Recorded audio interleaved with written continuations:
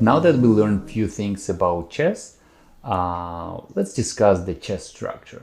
Because as a game, it has a structure, and if we know it, it's going to be much easier for us to play. So there's three main parts in a game of chess that we know of. It's an opening stage, middle game, and end game. So opening stage is contained of three parts that we already learned. And this is CDC, Center Development Castle. Once we move those pawns to center, develop our light pieces, and we castle the king, we consider this finishing the opening stage. So the main fight usually goes in the middle stage, in the middle game. And there's two important parts in this stage that we can discuss in this topic here.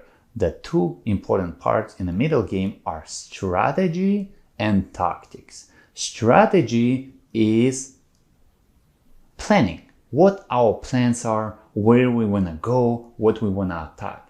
And tactics are the ways to implement our plans. What tactics we're going to use? Are we going to capture the hanging pieces? Are we going to do forks? Are we going to do pins? Will we do discovery attacks, maybe double attacks? All these tactics are going to help us to achieve our strategy. And the last part is an end game. In the end game, we can discuss it later on. I don't think it's going to be a lot of them right now, but main thing to remember about main game is activity of the pieces, and most importantly the king, because if in the beginning of the game we're trying to hide the king in a side of the board, at the end game we're trying to get the king to the middle of the board where he can get to any part, because there's not a lot of danger to him. We usually trade a lot of pieces by the end game.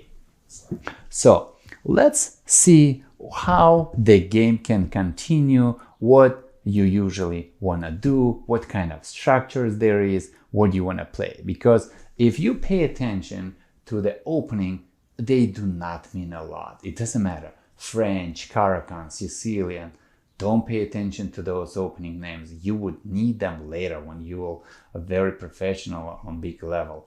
Right now, all you need is to remember three things. CDC. Get the center, bring your pieces out, and castle the king. Trust me, this is three main reasons why you're blundering and losing the pieces. All those openings do not matter. So let's see them one by one. I'm going to show you what happens. So the first case is copycat, when your opponent is repeating your moves the same way you do. He plays symmetrical positions. So you play e4, you play knight f3, he plays knight f6. He's totally trying to copy your move. Most of the time, it's not gonna get to any good outcome. So you take the pawn. If he keeps copying you, there's a tricky move, queen e2. Please bring your queen too. He brings the queen, you take the knight, he takes the knight, and what happens in the end? He lost the queen. Very simple. So you don't play mindless. Don't just copy moves of your opponent. Think what's behind them, what's the ideas, what are the threats, what's hanging, what's out there. You should be careful. Don't forget, it's a word game. We're fighting. So one thing in copycat here is a beautiful finish. If black is starting to think here in this moment, oh, I need to move my knight away. This is time for me to move my knight back to f6. This is gonna lead to another problem, because queen is looking at the king and knight on away. There's a very nice tactical motive we can do here that's called discovery attack. By moving our knight away from this line, we opening our queen up and it's gonna attack the king. The question is, where do we move the knight? Should we move our knight to g6 and attack the rook, or should we move the knight to c6 and attack the queen? Obviously, the answer is simple. We should attack the queen, right? Yes, we're gonna win 5 points, but isn't winning 9 points for free better? Yes, 9 minus 3, 6, we're winning 6 points. It's much better. So knight c6 is a very powerful move, and pay attention, even though knight is under 3 attacks, both pawns can capture it. Knight can capture it. No one can, because we attack them at the other spot. We attack him right here on the E line, and he cannot do anything to the knight. So he can block with bishop, he can block with queen, but it doesn't help him. He blocks with bishop, we eat the queen. He blocks with queen, we still eat the queen. The queen is lost, right? We take it. So this is the copycat. Now let's go to the next one. And this one is what I call pins and, remember PP on PP, putting pressure on pinned piece when we are, it's kind of symmetrical position when black is trying to copy us, but because we started first, we'll be a little ahead. So we're fighting for the center, we bring the bishop, he's bringing the knight, we're bringing our knight, and look at this, everything is symmetrical, everything is playing nice, we're putting our knights to the perfect squares, again, we're controlling the center, our bishop is controlling the bishop, we're developing our pieces the best possible way. So we're bringing the bishop. Now, since we cannot go, we know that f4 is dangerous square. It's absolutely pointless for us since black has this nice pawn chain on this diagonal. What's the point of bringing our bishop to f4? Now we're switching our plans. Why not to bring it here and pin the knight? Remember the pin? A relative pin? Yes, this knight can move, but if he moves, we're gonna grab the queen. The queen will be lost. And what's PP on PP? We'll put more pressure. Our knight is already ready to attack this knight twice. And if it captures, we go knight d5, and we put a lot of pressure on this knight. 2 attacks, and I've seen it many times.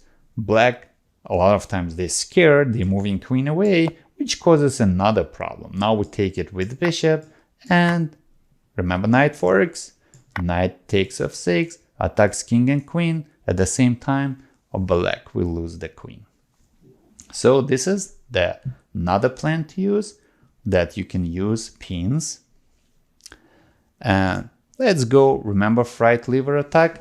This is one of the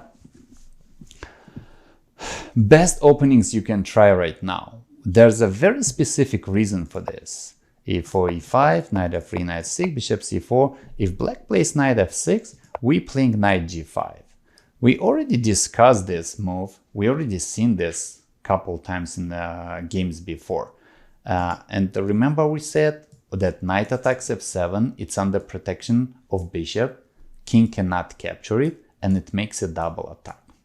The important point in this, why I like this opening a lot, there's only one good move for white. Only one. There's the second one, but not many people using this, and it's not very known. And if you know how to play against it, it's not that good. But the main defensive move here is only one move. If you look at this position, white is attacking this square on f7 with 2 pieces, and no one, not a single piece can help. Knight cannot protect. This knight cannot protect, the bishop cannot, queen cannot. If you bring the queen out, the move for me, you still would take the pawn on f7, and black is not giving up the queen for bishop and knight because we captured 10 points and we gave away only 6. We're still winning 4 points. So queen e7 is not going to be the good move for black. So h6, should we shoot the knight away? Should we scare him? Hey, get out of here. Why are you attacking it? It's gonna be pointless. h6, we're taking the pawn on f7, and black is gonna lose.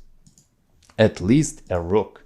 If we're gonna go h6, knight goes to f7, and then we eat either rook or queen. So what is the only move that black can? Black can only play d5. This is the only move that they can do to block the bishop, because we cannot block the knight. Knight can jump over other pieces. And if they play d5, we play here e d5. And why I like this opening? Because there's 3 moves here. The best move is knight a5. This is considered to be the best move. Knight d4 has a really cool trap for black. I'll show you how to play against right lever attack if you're playing on the black side. And knight d5, which is the most popular move, which is probably everyone is doing, because black is pretty sure it's totally safe. I'll take the pawn, bishop takes, queen takes, and I'm totally safe. But the point is, if you take with knight, if knight takes on d5, there's a super cool move here. You sacrifice your knight to f7. And you could ask the question, my bishop is blocked by knight. Knight is not protected. Why would I sacrifice the knight for pawn? I'm giving away 3 soldiers and taking only 1 because king can take the knight. There's few points behind this move. First of all, you're bringing the king out into open area and he cannot castle anymore. As we know, you cannot castle if king or rook moved. And once the king in the open, we not gonna just put him in the open, we put the king into the pin. This knight is pinned now. Look at the bishop, how it's pinning the knight. And this is an absolute pin. The knight cannot move from here until bishop moves. So what white do here is a nice double attack. Queen f3, attacking king and attacking knight at the same time. So after this move, from my experience, the only good move here is moving king forward to e6. I never seen on this level doing this move. This is a very brave and fearless move to make, to move your king forward to protect the knight. And even if you do, it's still not over.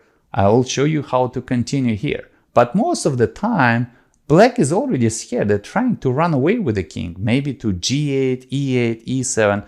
Especially the worst square is g8. If you're gonna go to g8, you lost right there on spot. Queen simply takes the knight, queen takes, and there's a checkmate coming in few moves.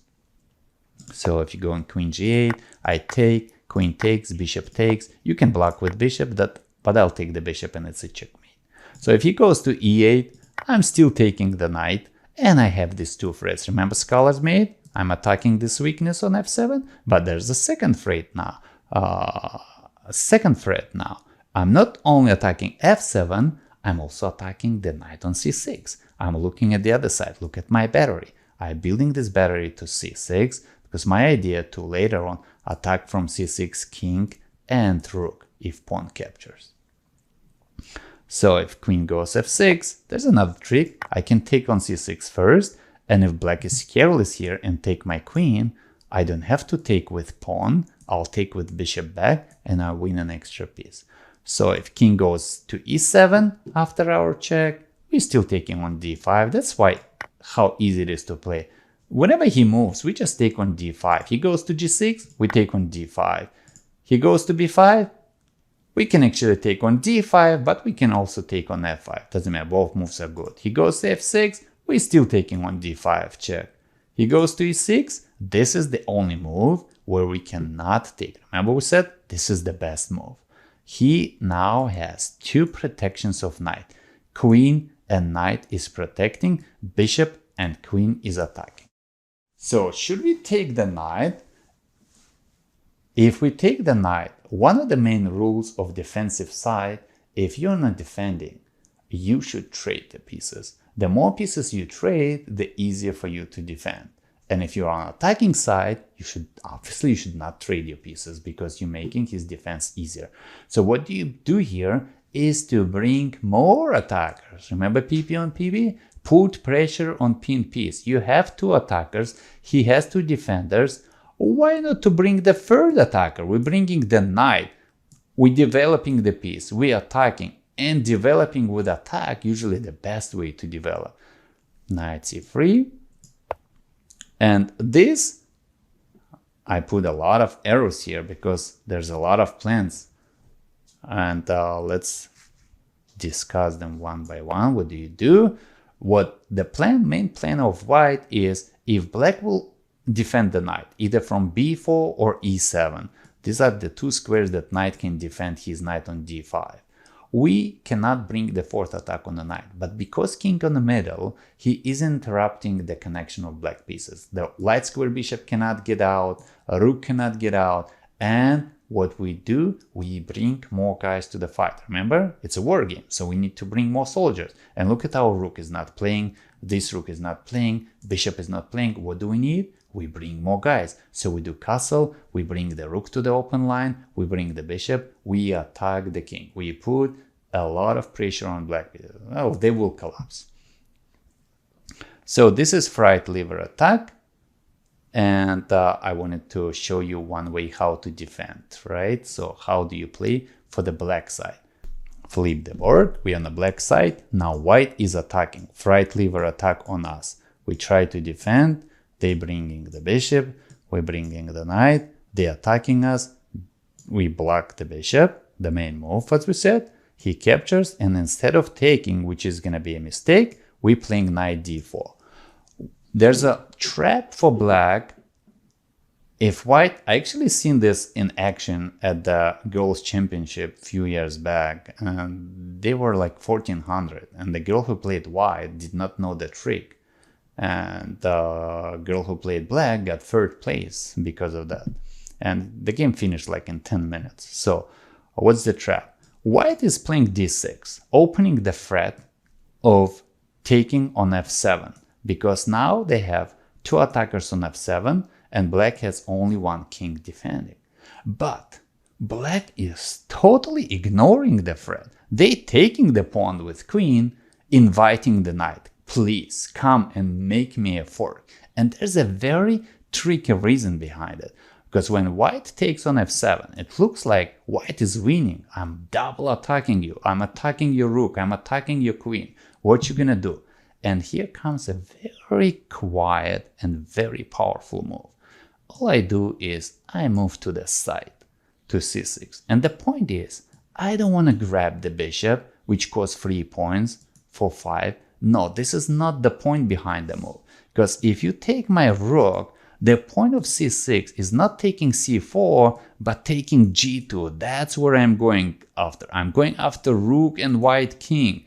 And this move is super strong because there's only one move for white rook to be saved. You have to go to f1, and after you're going to f1, you simply go queen e4 check. And the only move here to be saved, not to get checkmated, is to give up the queen. This is the best move in this position, but most of the time white will simply block with bishop. But remember the pin idea, queen is pinning the bishop, king is behind, bishop cannot move, and look how white king is boxed in by his own pieces. I can give him checkmate on f3. Bishop cannot eat me because I pinned the bishop, checkmate, game over. That's how you can play against fright lever. If you know how to defend, you can play, or if you know how to attack against it.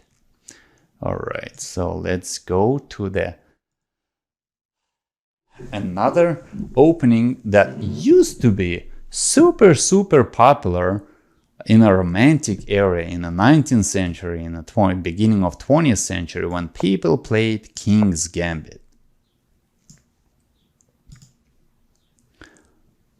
Let's set up the board. King's Gambit.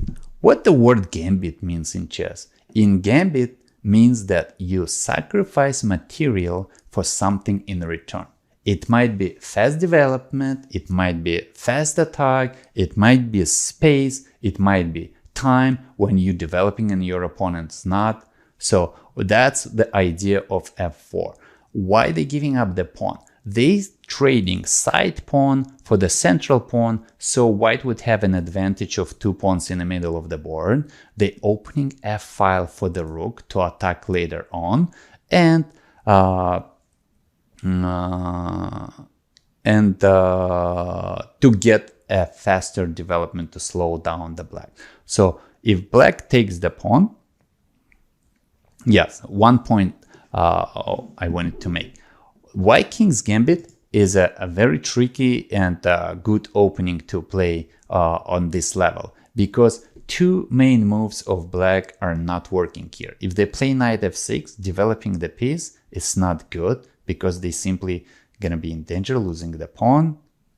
Yes, you can take this one, but your knight gonna be stuck here. It's gonna be very hard to get him back. White will get a lot of space advantage.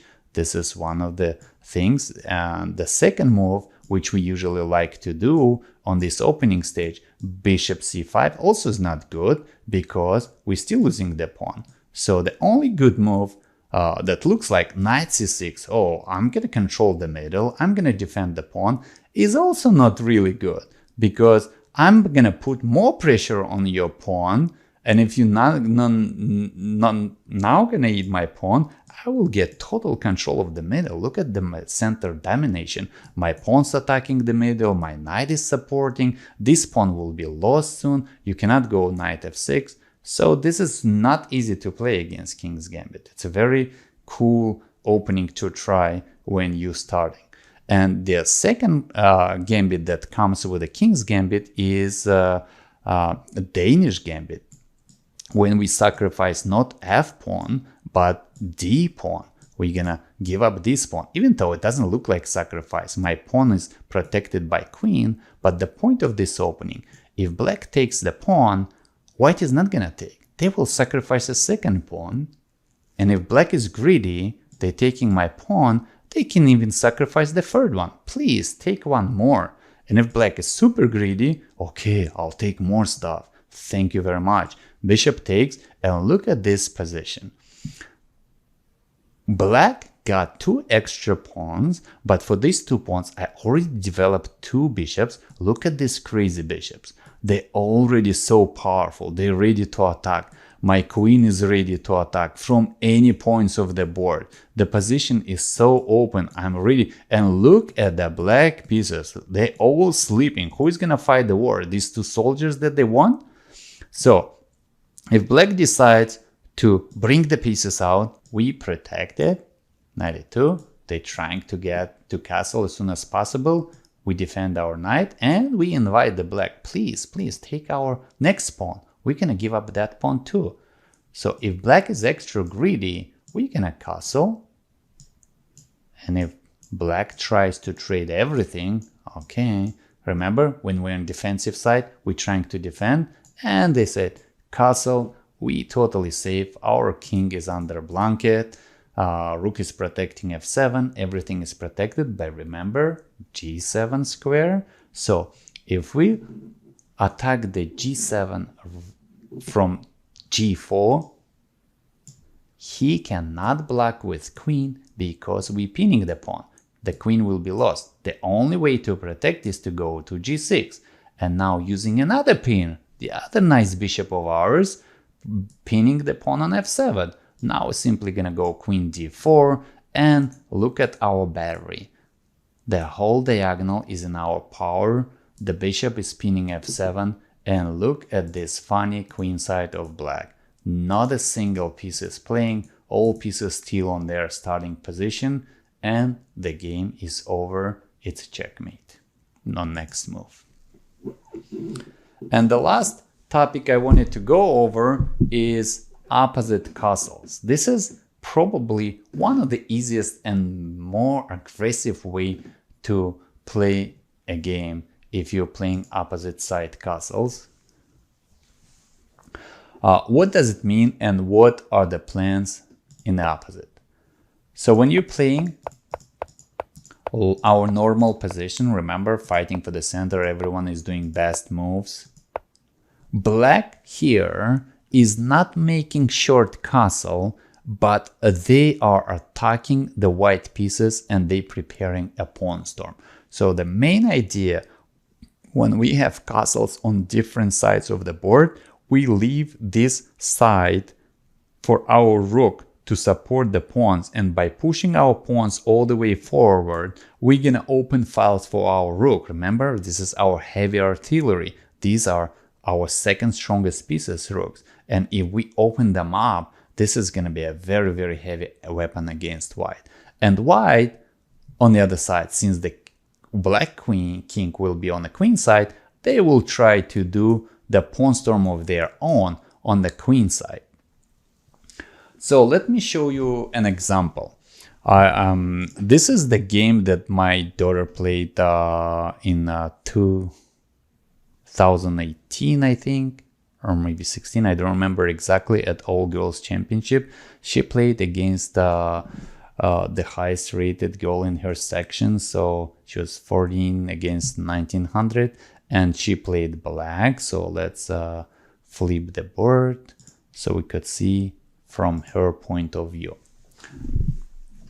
So we're not gonna look a lot at the opening stage, because they both simply made CDC, Center Development Castle, developing pieces, trying to control the middle.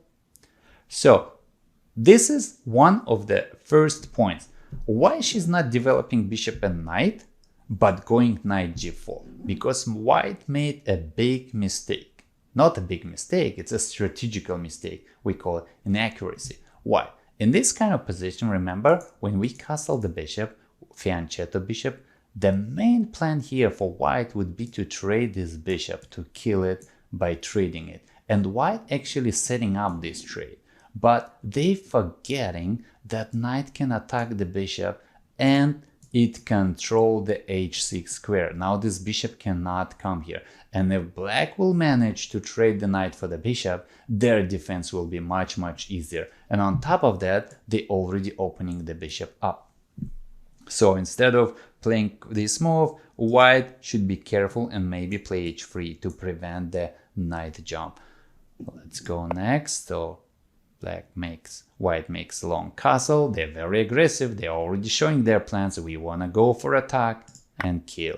So getting rid of this dangerous bishop, developing our last pieces and setting up pawn storm. Black is already preparing the push of pawns. So now it's a pawn storm and pawn race. Who is going to be faster, black and white?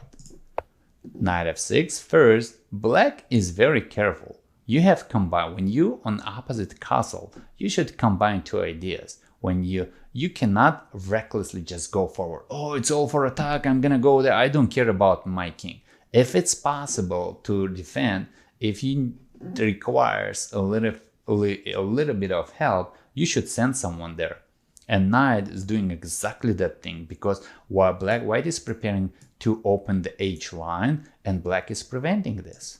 So knight here, white is persistent. They still want to go g3. They're preparing pawn storm, but it's a little bit slow now because black is going to be ahead.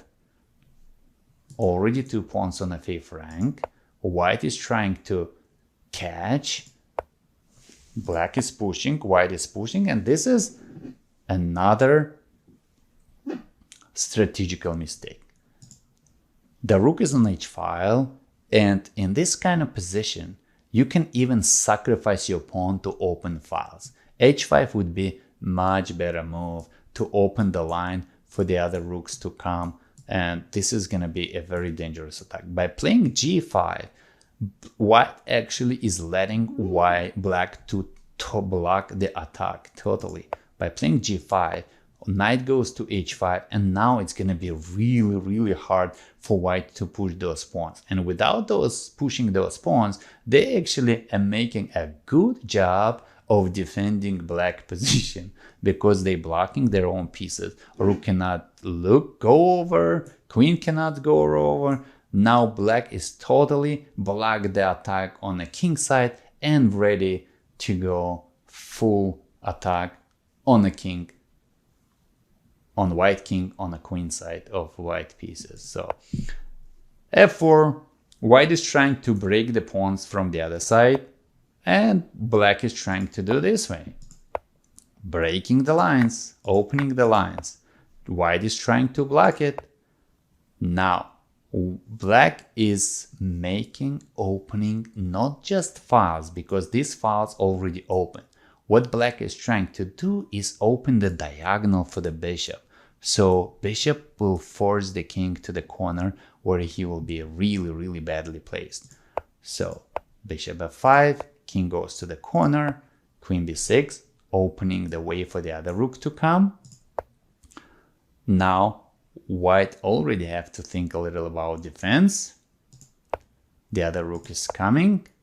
And remember the plan? We said if you are under attack, you try to trade the pieces, right? And what if you attack? Try not to be traded. So black is keeping the bishop. This bishop is much more powerful than his counterpart. This bishop basically shoots the emptiness. And look at this bishop attacking the rook, totally blocking the king. He's gonna play the crucial role later on in this game. And then rook gets out of danger, preparing doubling the rook, the battery, to break the final pawn structure. And it was already was very dangerous. Why black prepared the sacrifice of the rook, and now, ooh, another push. Queen is going. Look at this powerful attack. All three pieces. And remember the pin? Pawn cannot eat it. Everyone is going for attack.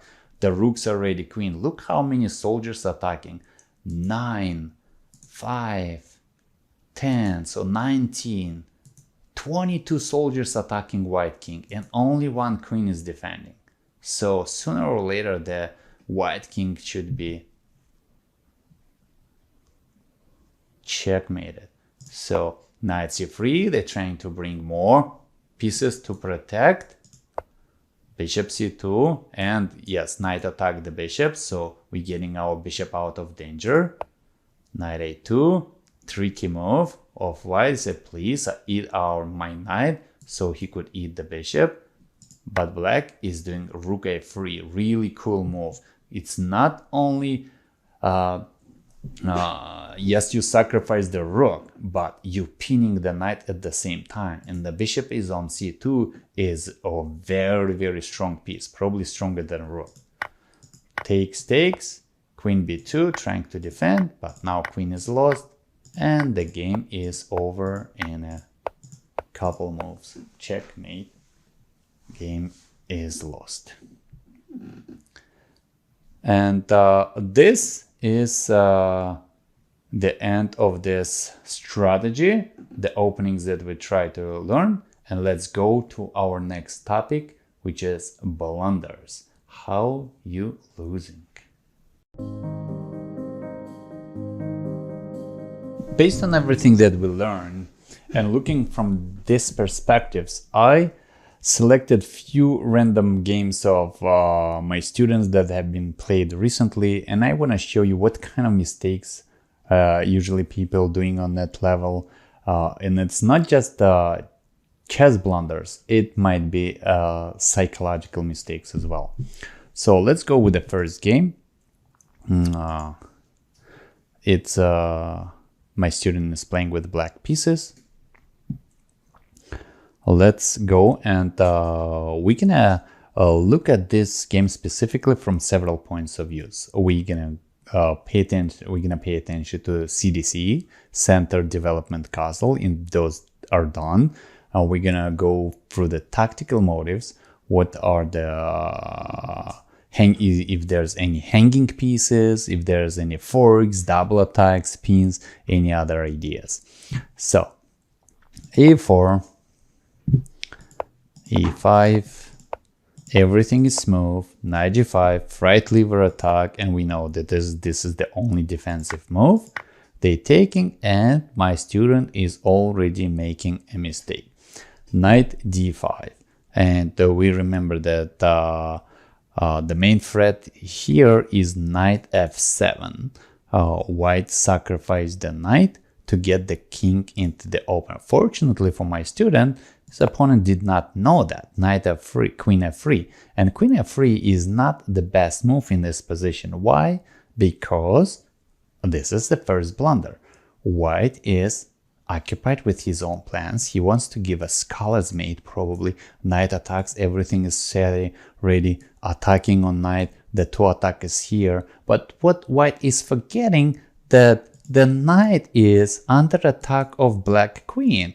The knight is on a minefield, and if black knows how to set up the trigger, see that the piece is under attack, they can eat it. And that's what black did. Knight g5, so white captured the bishop, but here where the panic started in a white position.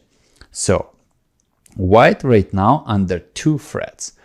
There's the battery. We remember this battery attacking c6, and after capturing the knight, if pawn captures the bishop back, queen will get on the c6 square instead of the bishop, and it's going to be another double attack, and black will lose the rook as well. On top of that, black is threatening to take on f7. It's not a checkmate in this position because queen moved, king can escape. Black will lose the pawn, but they're not going to lose the game. It's not a checkmate. But to defend these 2 pieces, black had a move queen f6 or queen g6, protecting both, protecting the knight and protecting f7. Even at the cost of pawn structure, yes, white will take the queen and spoil our pawn structure. We can have double pawn, then bishop can take the knight and make another double pawns, but double pawns are not as bad as losing the pieces. Losing the piece much better in this situation than losing the piece. So talking about psychological things, now black started to panic and they played bishop e6. They tried to defend the pawn on f7, but the knight on c6 is totally ignored. And after taking on c6, now black can't even take the bishop, because if they take the bishop, they lose more points. They take 3, but they're gonna lose 6 points, 5 plus 1. So they decided, okay, I'm gonna lose points, so I move my king, and white continues his attack. They're taking another pawn and simply making castle, continuing with the CDC. Bishop d6, black is trying to bring his pieces out. White is making a very tricky move. Please pay attention to this. If you're queen on g5, it means bishop on c1 is gonna attack it if it will be open, and you should be really careful. And black actually were careful. They moved queen h4, and black is setting up their own tricky idea. Queen, remember the weakness? They did find the weakness. g2 is protected twice, f2 protected twice. h2 on the other side is only protected once with the king, and black already setting this up. They only need to coordinate the attack with the dark square bishop, and the bishop is hiding behind the pawn on e5. All they need is to open, even by sacrificing pawn. No one cares about it. That would be a brave hero, because he was causing the winning the game, because it's not just opening the bishop, it's also attacking the queen. White will be in a very big danger, so they have to already the position requires to do something very urgent, either block the line or maybe block the pawn with the bishop, do something to protect. But they careless. Bishop c6, it means that white, this is another psychological point. When you are in a winning position, you cannot be relaxed and think that you won the game. Until there's a checkmate, until the game is over, do not get relaxed. Concentration and focus is very important. And white did totally relax. What the bishop c6 doing, what the move bishop c6 does? Nothing. e4. This is really powerful move coming. Attacking the queen. And the point is, queen cannot block the queen on any of this square, because look at these 2 powerful dark bishops, black bishops. They're controlling every square, so black cannot do anything. The game is over. They tried to take the pawn. They thought that black is just sacrifice it, but queen h2, game over.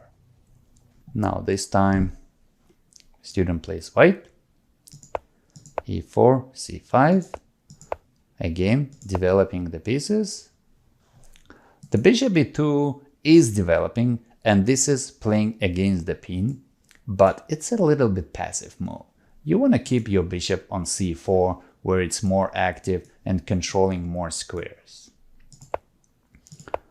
Knight c3, bringing the pieces out, and remember, black is already building the dragon structure.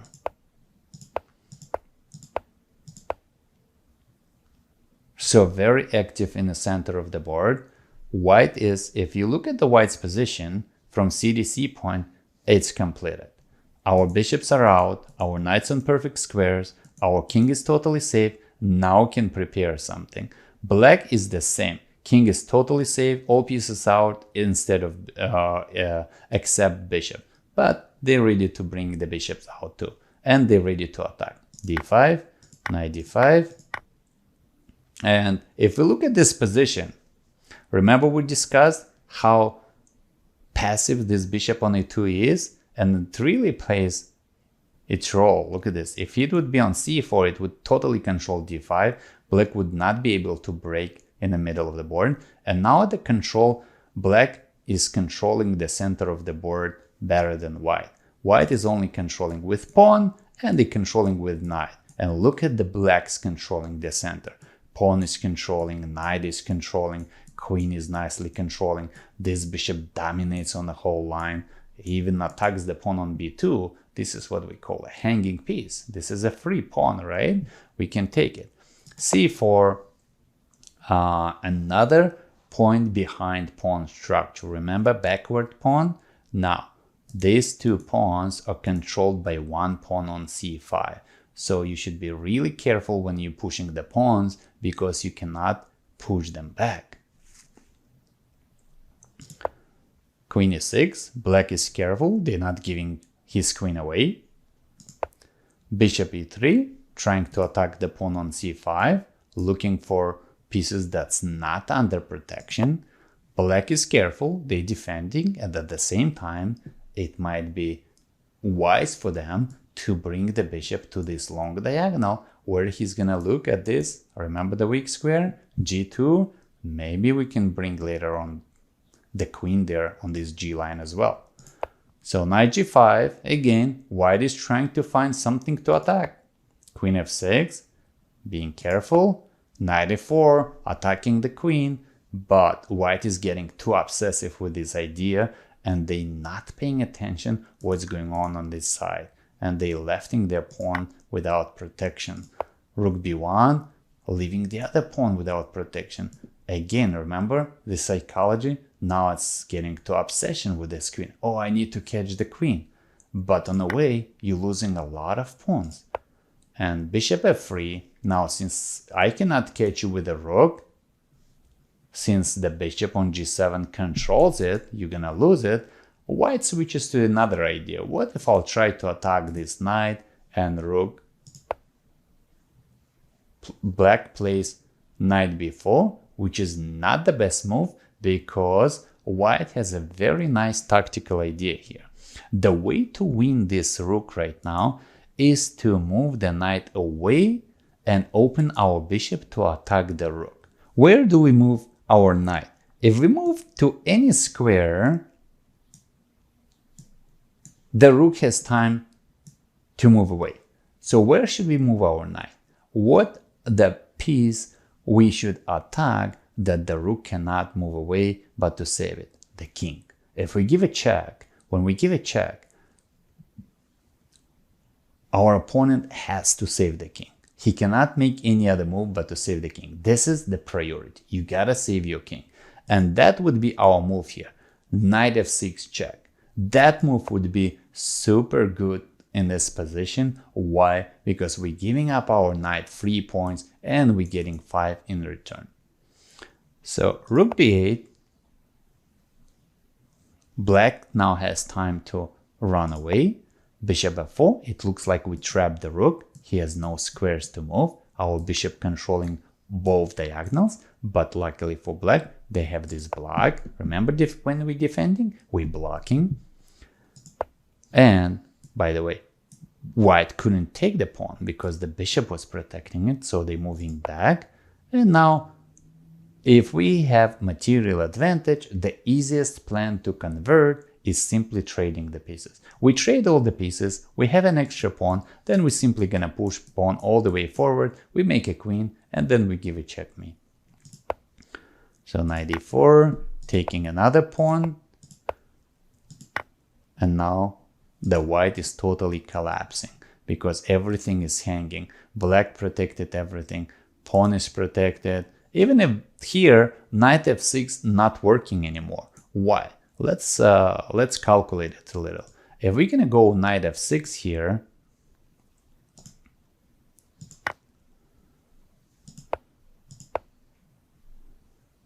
if we go knight f6, opening the diagonal for our bishop, the black rook under protection of the bishop. And once he takes the knight, we take the rook, and he takes the bishop. It's gonna be 6 points for 5. Black is gonna have rook and bishop, which is 3 plus 3, 6 points, and white capture only 1 rook, 5 points. And this is much, much better for black. So queen d6, the rest of the game.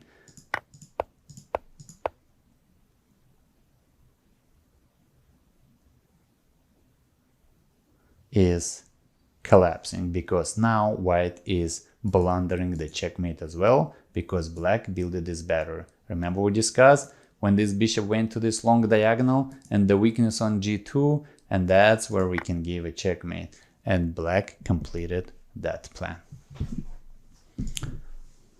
So let's go to another student. Let's see a very short game, just 13 moves. What's happened there? How do you play against French defense? So getting control the center, occupying with knights, pinning the knight, bringing the other bishop out, being safe, because making castle here would be careless since our bishop is under attack. So we always should be on alert and look what our opponent is doing. If he's attacking us, we should postpone our plans and act accordingly. This is a war game. If he's attacking, we should do something about this. So he moves the bishop back and castle. Everything is completed. All our pieces are out in good conditions. We're fighting for the center, and black's development is still behind. So white have a better position now, but what he missed is that bishop on f4 is not protected. Queen just attacked it, and remember we said we should not be that mindless. He's trying to complete CDC and not paying attention what happens to the bishop. But if you pay more attention with the white, you could see that by moving queen to f6, he actually left his pawn on c7 unprotected. So that would be a cool move to pick up that pawn that's really hanging there. So castle, queen takes f4, pawn takes, and knight d5. And this is a very interesting position. White opened everything up. They they blundered the bishop, but suddenly the position changing.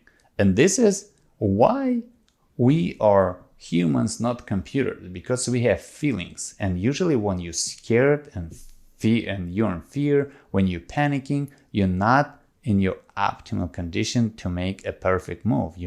It kind of squeezes you and you're making bad moves. That's what happened to black here.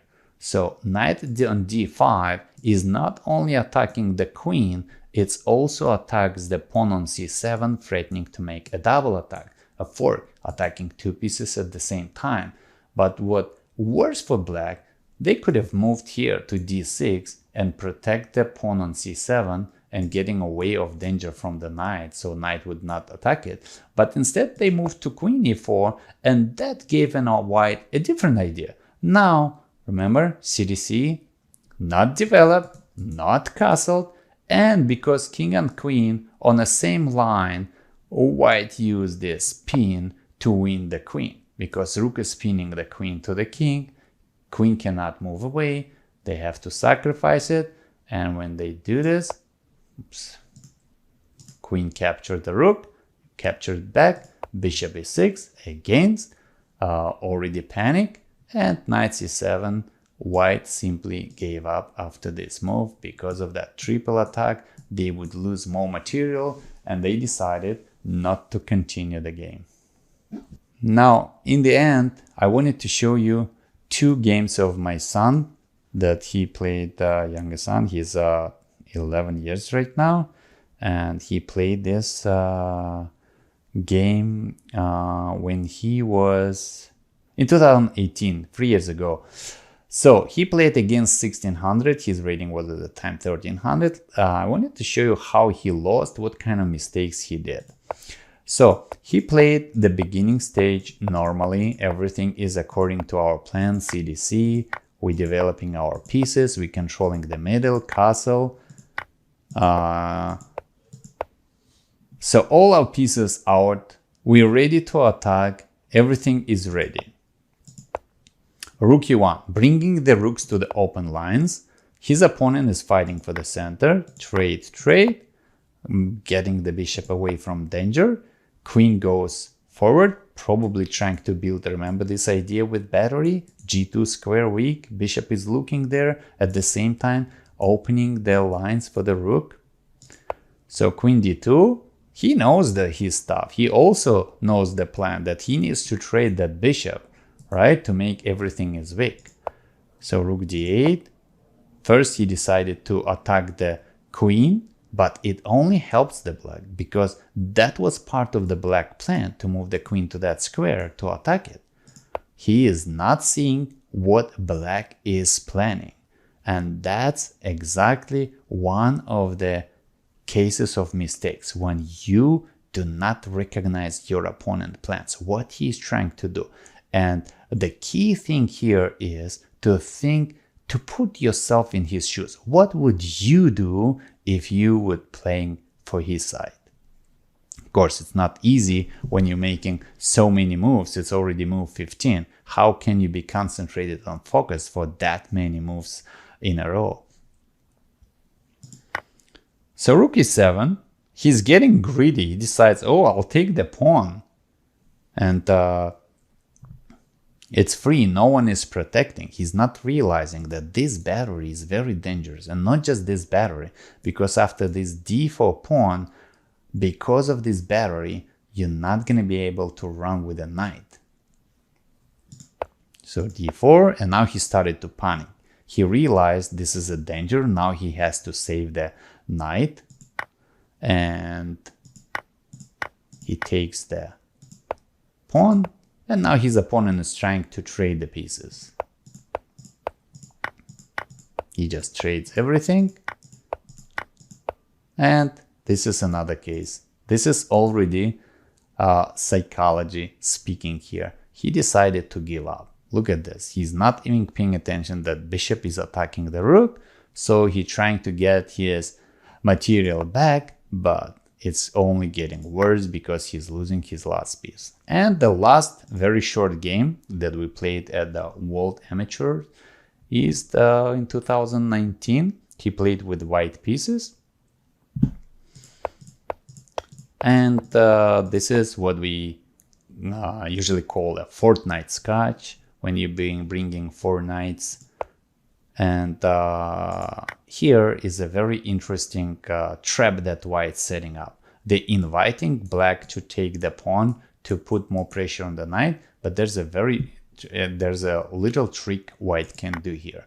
So even if you trade the knight first, it's still not preventing our idea, and this is double a laser attack. Remember, through the knight, we are attacking the bishop. And if knight takes the knight, we're not gonna take the knight, obviously, because then we're losing the rook with double attack. We're gonna take the bishop and attack the knight. That's the point. So he takes, we take the bishop, everything is safe, and now actually black is in danger because white is setting up this, remember? They know that he's gonna castle, and they're already setting up this attack on g7 with queen and bishop. So black decided not to castle, but if they're not castling, who's gonna protect this g7? And that's exactly the case here when you do not watch what your opponent is trying to do, but you're making your own plans. He wants to take the queen, but what about pawn on g7? And pawn on g7 is lost, and now black is collapsing because white is keep putting pressure on the queen. Bishop g5, developing with attack.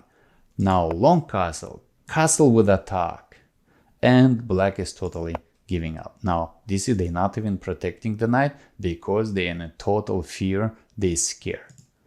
Rook d5, moving rook back away from the danger, taking pawn, check, and check, game over. Because when you take, look at this funny position. Pin, bishop controlling the line, rook attacking the king, total domination of white. All right, so let's go to our next chapter and see how you calculate.